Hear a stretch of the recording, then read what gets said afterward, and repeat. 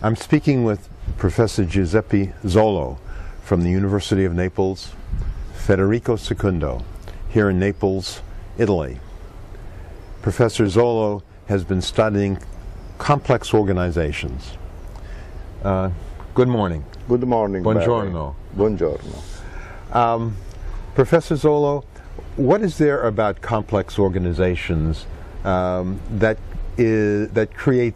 does it create problems in today's business environment? Is there too much complexity? Is there too much complexity in the way we think about the organization, about behaviors, and too much complexity in the way that we think about strategic planning? Is there a necessity maybe to get away from complex thinking at certain phases in the way in which we address these strategic issues? Usually, organizations think that the world is complex. And in my opinion, this is the first cause of the disease of the organization. Because, in my opinion, the complexity is a property of the relationship between the organization and the world. So, in theory, any organization can become complex. Also small organization. Of course, large organizations are more probably to become complex. Where complex means that there are a lot of activities that seems messy to most of the people working in the organization. Why is it a disease? I mean, is it something that if you leave it alone, does it get worse? You know that any organization develop some way to get the order from the activities. One of the most useful things or tools that any organization uses is the hierarchy. Yes. Hierarchy means that there are rules and authority in the top, that the others just follow rules and work for the authority. Yes. But as you know, and as any organization can experiment during its life, in time develop exceptions. So there are problems and situations that you can't manage if follow strict the rules. Yes. So exceptions destroy authority, destroy the validity and the generality of the rules. Yes. This is one example of complexity comes into the organization. Another way is the process. The process is another way to put order in the organization.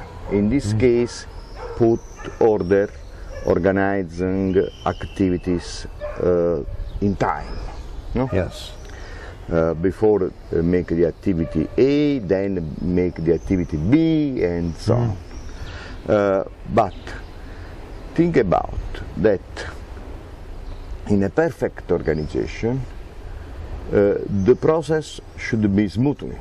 I planned a process, then after that I know that the activity A finish at time T with 0, and the activity B start at time T1, and so on. But you know that one of the most important aspects that the manager asks for process is the feedback. Yes. Feedback from employees, feedback from suppliers, feedback from partners. Anytime they ask for feedback, they introduce complexity within the process. Because the same idea of feedback is connected to the idea that the process is going on not smoothly, in a smoothly way. So the feedback then introduces or suggests usually suggests some change in the organization. The organization either can or cannot respond to the change, but what the feedback does is it makes the process more complex, and that something has to be done in a way to acknowledge the feedback, one way or the other.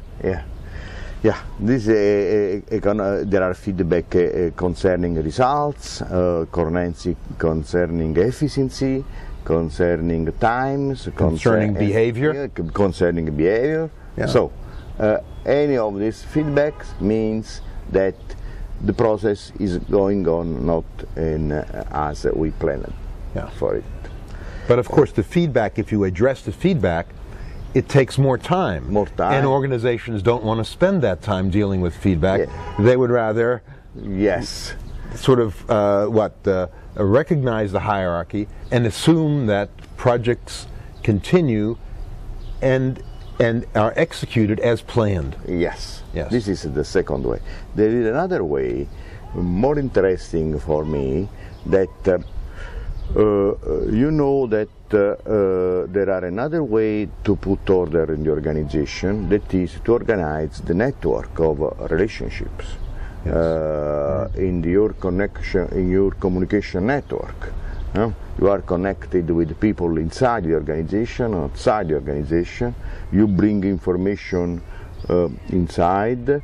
You check the information. You organize the suggestion, clues, facts, ideas, and you decide. And you evaluate things. So the results of all this a very big effort of gaining information, checking information is an evaluation or a decision. Why? The problem is that the information that comes to you are not coherent, necessarily are not coherent. They bring you facts that are contradictory. They bring you facts and information that are not clear. So all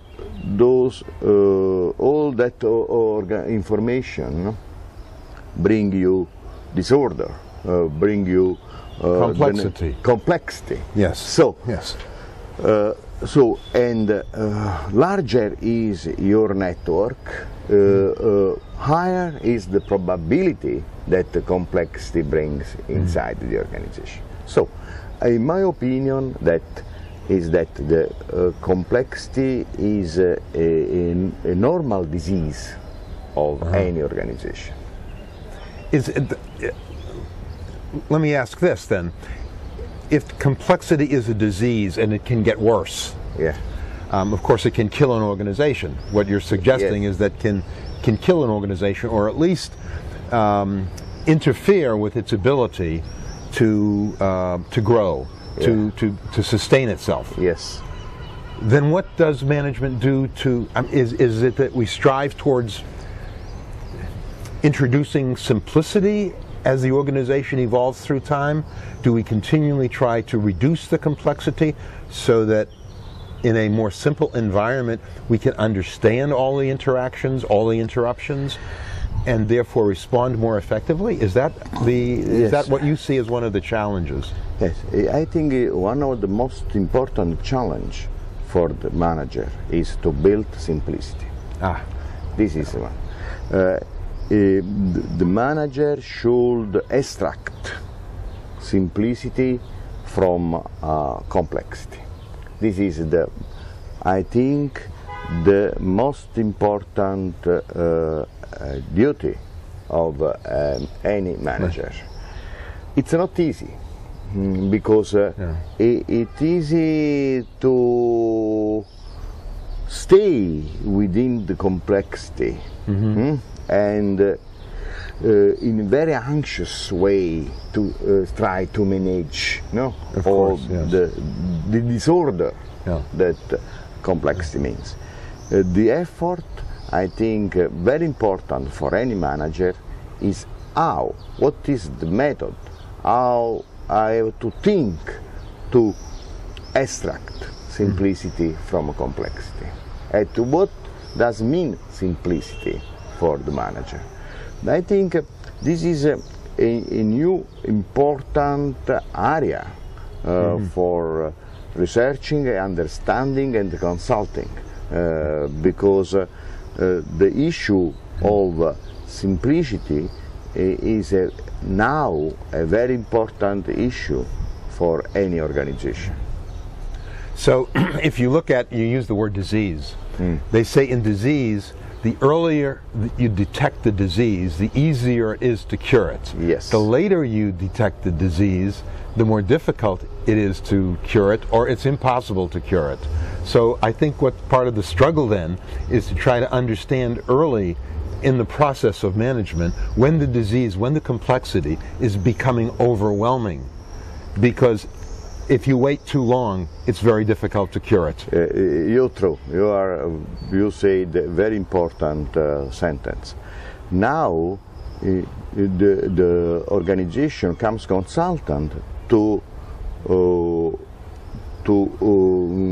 work with the disease after the sickness. That's right. When they are late in the sickness. That's right. The problem is how to avoid this disease. Yes. How to make a sort of preventive cure, preventive treatment. Yes. Before, in order to avoid to go into this disease. And I think this is a new area. So it's disease prevention as opposed to disease cure. Yes. Prevention of the disease, of the complexity, instead of cure of the complexity. And as we, as you know, we're in sort of a technological age. So many companies either sell technology or sell science or use it. That the opportunity to suffer from the disease because of the technical complexity alone is greater and greater. Yes, we have to introduce another cause of the disease, the technology. Yes. Yes. Yeah. The technology is a producer of complexity because the way how a normal engineer thinks is, I have a problem with this apparatus of this device. I bring another device together with this, and in order to avoid the problem. So the technology grows. That's right. And the technology is in the idea of many managers is the answer to the problem to deal with complexity. I don't think so. Technology and administrative rules are not the cure of complexity. You have not to add more technology. You have not to add more rules to face with the complexity. You have to subtract, to eliminate. And that's a major challenge for most organizations. Yes. Major challenge. Because it's easy to add. It's easy to add. It's very hard to eliminate. That's right. So simplification for me is to think what I can eliminate from this process, from this apparatus, from this line of authority, from these relationships, from this information, what I can put apart because it's not relevant.